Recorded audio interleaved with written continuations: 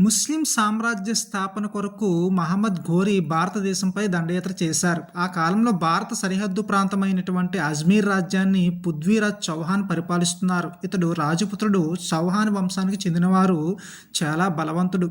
ఒకటవ తరైన యుద్ధం గురించి మనకి ఆధారాలు వచ్చేసరికి చాంద్ బర్దేవ్ రాసినటువంటి పృథ్వీరాజ్ రూసో, ఇక సెకండ్ వన్ హగూన్ నిజామీ రాసినటువంటి తాజూన్ హుసిర్ తెలియజేస్తున్నాయి. ఇతర ముస్లిం రచనలు కూడా తెలియజేస్తున్నాయి. ఒకటవ తరైన యుద్ధం అనేది క్రీస్తు శకం 1191 సంవత్సరంలో జరిగింది.